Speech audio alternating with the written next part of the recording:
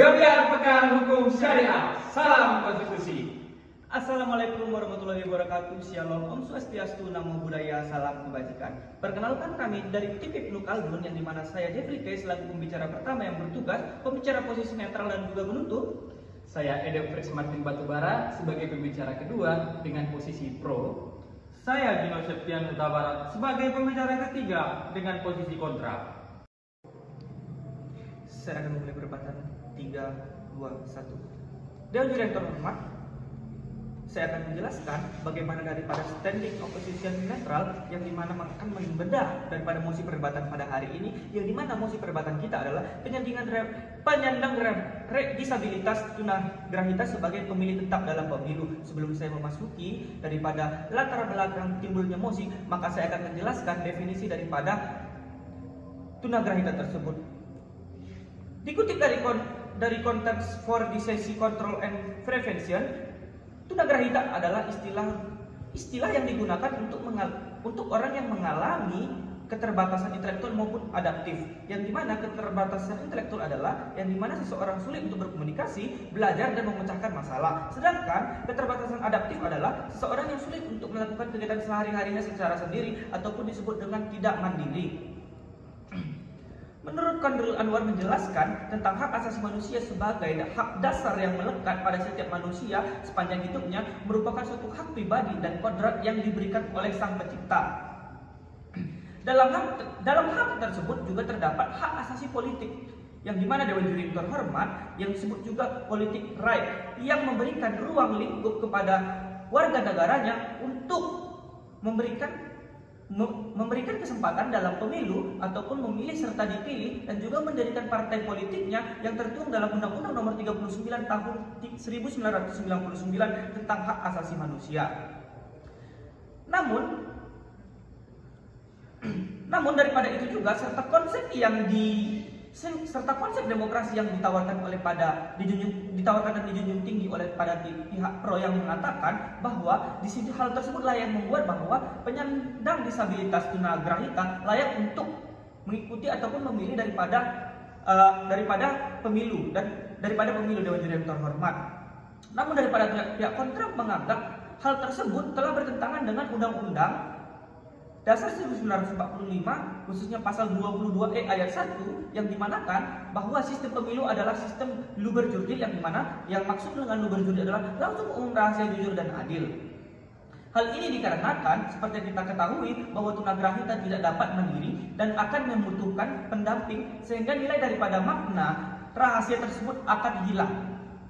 Namun daripada hal tersebut juga, pihak pro mengatakan juga dalam Undang-Undang Nomor 7 Tahun 2017 pada pasal 5 tentang pemilu menyatakan bahwa penyandang disabilitas yang memenuhi syarat dapat memilih dalam pemilu. Namun hal tersebut juga mendapat pembantahan daripada pihak kontra, yang dimana mengatakan bahwa penyandang disabilitas grahita sudah gagal dalam persyaratan karena sudah tidak cakap menurut hukum Kitab Undang-Undang Hukum Perdata, yang dimana dalam pasal 433 mengatakan setiap orang dewasa yang berada dalam keadaan dungu, gila ataupun mata gelap harus ditempatkan merupakan hak pengampunan, harus mendapatkan pengampuan meskipun pada suatu saat kadang-kadang mendapat kecakapan dalam berpikir.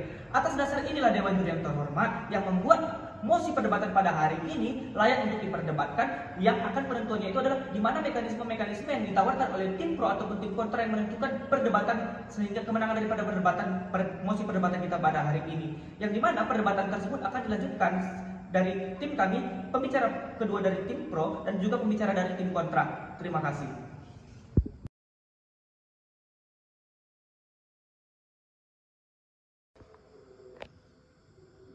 Harapan kami untuk dunia yang lebih adil, aman, dan damai hanya dapat dicapai dengan adanya penghormatan terhadap martabat dan hak yang adil bagi seluruh keluarga manusia.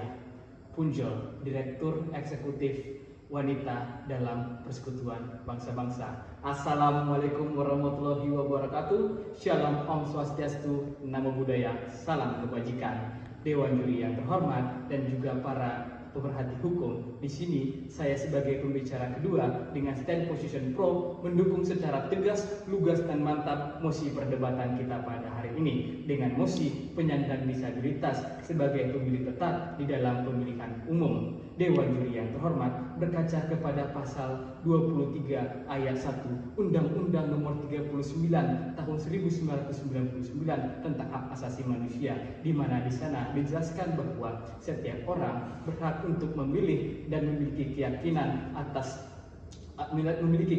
politiknya. Di sini Dewan Juri yang terhormat, frasa setiap orang juga dapat berarti bahwa penderita atau penyandang disabilitas tunagrahita masuk ke dalamnya. Oleh karena itu dan pertimbangan itu Dewan Juri yang terhormat, maka para penyandang disabilitas memiliki hak untuk dapat memilih dan memiliki keyakinan politik dalam hal ini. Kemudian Dewan Juri yang terhormat, kita juga perlu untuk mengacu pada pasal 5 Undang-Undang Nomor 7 Tahun 2017 tentang pemilihan umum, di mana dalam undang-undang tersebut dijelaskan bahwa penyandang disabilitas memiliki hak untuk dapat memilih ketika dia telah memenuhi syarat-syarat. Maka ketika dia memiliki syarat, dia memiliki kesempatan untuk dapat mengikuti pemilihan atau untuk dapat memilih. Dewan Juri yang terhormat, mengacu pada hal itu sudah ada undang-undang yang telah kita buktikan untuk menjamin keterlibatan para penyandang disabilitas tunagrahita untuk dapat mengikuti pemilihan umum. Oleh karena itu Dewan Juri yang terhormat, dengan adanya undang-undang tersebut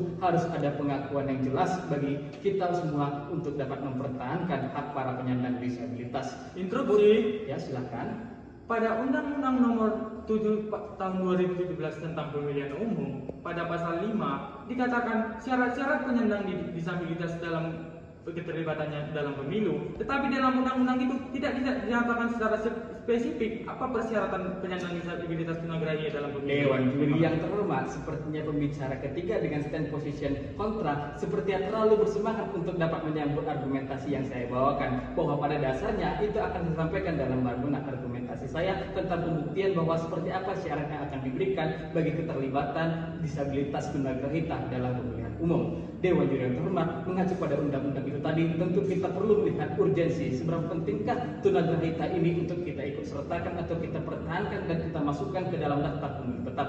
Urgensi tersebut ternyata bisa kita buktikan dalam beberapa pembuktian. Yang pertama, mengacu pada ketentuan Undang-Undang Nomor 8 Tahun 2016 tentang penyandang disabilitas, bahwa di sana dijelaskan keterlibatan mereka atau pelaksanaan keterlibatan penyandang disabilitas berdasarkan pada asas yang pertama, pengakuan atau penghormatan terhadap martabatnya. Yang kedua, tidak adanya diskriminasi. Yang ketiga, adanya partisipasi. Lalu yang keempat, adanya otonomi pribadi dan asas-asas yang lainnya yang dianggap begitu penting untuk tetap mempertahankan mereka, keterpilihan mereka dan keterlibatan mereka dalam pemilihan umum. Kemudian Dewan Juri yang terhormat, pentingnya dan urgensi tersebut juga dapat kita temukan di dalam apa yang disampaikan oleh 3 anggota PA, yaitu salah satu tokoh dalam lembaga bantuan hukum di Jakarta yang mengatakan bahwa keterlibatan penyandang disabilitas tunagrahita bertujuan untuk mengurangi adanya sifat diskriminasi atau praktek diskriminasi terhadap mereka di tengah-tengah masyarakat.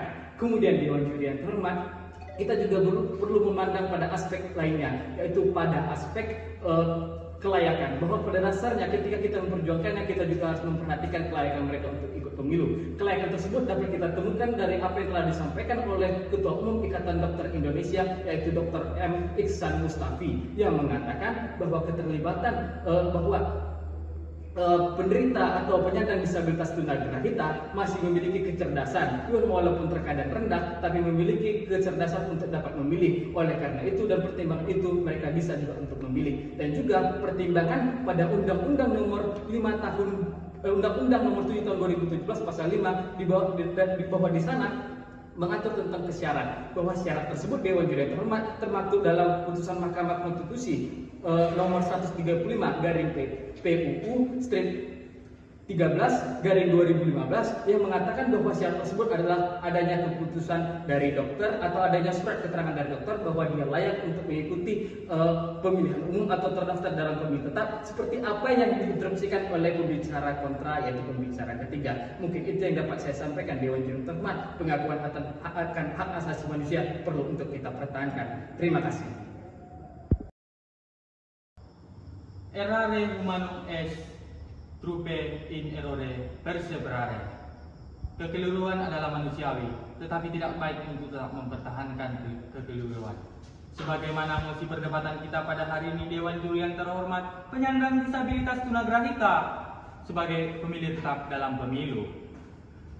Mumpuni arti salah satu dosen dari Fakultas Kedokteran Universitas Yogyakarta mendefinisikan bahwa penyandang disabilitas tunagrahita adalah mereka yang keterbatasan fisik, gangguan mental, dan gangguan secara psikologi. Dewan Juri yang terhormat, sehingga mereka tidak memiliki kesadaran dalam bertindak maupun berpikir. Dewan Juri yang terhormat, oleh karena itu mereka diawasi maupun dibimbing oleh keluarga atau pihak yang berkewajiban. Dewan Juri yang terhormat, oleh karena itu Dewan Juri yang terhormat, hal ini sangat bertentangan pada asas-asas pada Undang-Undang Nomor 7 Tahun 2017 Pasal 2 dan Pasal 3, di mana asas-asas dalam pemilu yaitu kemandirian dan kerahasiaan. Dewan Juri yang terhormat, adapun hierarki undang-undang tertinggi Undang-Undang Dasar Negara Republik Indonesia tahun 1945 bertentangan dengan hal ini. Dewan Juri yang terhormat, yaitu pada pasal 22E yang menyatakan pemilihan umum harus dilaksanakan secara luber jurdil. Dewan Juri yang terhormat, adapun pakar kesehatan dari Badan Kesehatan Internasional James Depek menyatakan dan mendefinisikan bahwasanya penyandang disabilitas tunagrahita tidak mampu dan tidak memiliki kesadaran dalam melaksanakan pemilihan terhadap dirinya sendiri. Dewan Juri yang terhormat, maka dari itu Dewan Juri yang terhormat, Interupsi. silakan. Dewan Juri yang terhormat, sepertinya pembicara ketiga tidak memahami bahwa ada tingkatan keparahan terkait disabilitas tunagrahita. Ketika parahnya tidak terlalu parah, maka dia masih bisa memilih. Terima kasih.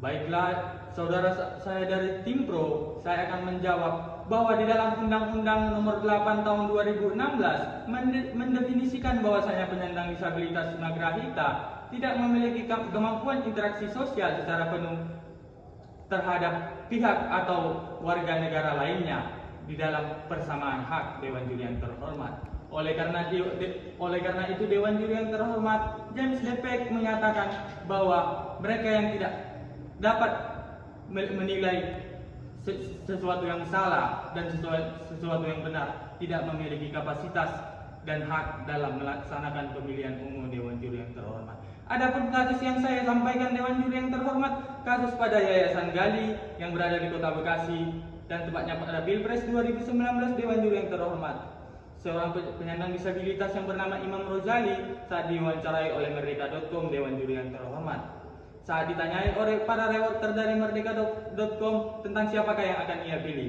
dan Imam Rozali menyatakan bahwa yang akan ia pilih adalah Barack Obama atau mantan Presiden Amerika Serikat. Dewan Juri yang terhormat, dari hal ini juga kami putuskan bahwasanya insan dari penyandang disabilitas tunagrahita tidak memiliki kecakapan dalam berpikir yang kolektif. Dewan Juri yang terhormat, adapun pakar hukum Joyce Michelle yang menyatakan bahwa keputusan dalam berpolitik adalah keputusan yang kolektif untuk kebaikan dalam masyarakat. Dewan Juri yang terhormat, maka dari itu Dewan Juri yang terhormat, Ketua Perhimpunan Sehat Indonesia juga menyatakan, Rosa Damayanti, bahwa penyandang disabilitas adalah mereka yang tidak mampu dan tidak cakap dalam berinteraksi sosial maupun memiliki kesadaran berpikir mental yang baik di dalam melaksanakan pemilihan terhadap dirinya sendiri. Dewan Juri yang terhormat, maka dari hal ini pula Dewan Juri yang terhormat, kami dari tim kontra menyatakan bahwasanya kami menolak terjadinya mosi ini. Dewan Juri yang terhormat, in rigid lex rigid superflua pugnaenda incongrua, yang menyatakan bahwasanya hukum menolak hal yang bertentangan dan tidak layak. Sekian dan terima kasih. Assalamualaikum warahmatullahi wabarakatuh. Shalom, Om Swastiastu, Namo Buddhaya. Salam kebajikan, salam konstitusi. Assalamualaikum warahmatullahi wabarakatuh. Shalom, Om Swastiastu, Namo Buddhaya, salam kebajikan. Dewan Juri yang terhormat, telah sampailah kita di akhir penghujung perdebatan pada hari ini. Dewan Juri yang terhormat, yang dimana daripada saya akan menyampaikan kesimpulan dari mosi perdebatan kita pada hari ini, yang dimana menurut tim Pro, tunagrahita layak untuk pemilu. Hal ini mengacu pada apa yang disampaikan oleh Ikatan Dokter Indonesia, yaitu Dr. M. Iksan Mustafi, yang mengatakan bahwa penyandang disabilitas tunagrahita masih memiliki kecerdasan walaupun yang sangat rendah. dan kecerdasan tersebut masih dapat dilakukan untuk melakukan sesuatu. Didukung oleh adanya, namun ada juga dukungan dari adanya putusan daripada MK nomor 135/PUU strip XII ataupun 18/2015 dinyatakan penyandang disabilitas tunagrahita ikut didata sepanjang tidak mengidap gangguan jiwa secara permanen dan tidak dapat dikonfir oleh profesional. Sedangkan daripada kubu kontra Dewan Juri yang terhormat yang mengatakan bahwa penyandang disabilitas tunagrahita tidak layak karena mengalami gangguan intelektual. Hari ini mengacu pada undang-undang yang disampaikan, setiap orang yang mengalami gangguan intelektual, keterbatasan fisik, mental ataupun sensorik yang dalam berinteraksi dengan lingkungan dapat mengalami hambatan dan kesulitan dalam berpartisipasi secara penuh dan efektif dengan warga negara lainnya. Maksud dari keterangan daripada tim kontra bahwa kita tidak perlu memaksakan keadaan daripada tunagrahita karena untuk menselaraskan kesamaan hak-hak daripada warga Indonesia demi mengikuti HAM, yang dimana hal tersebut dapat kita ketahui untuk mengesampingkan hal tersebut. Maka daripada itu dapat kita simpulkan bahwa hal tersebut, HAM tersebut dapat dikesampingkan dan dapat dikesampingkan. Sekian dan terima kasih.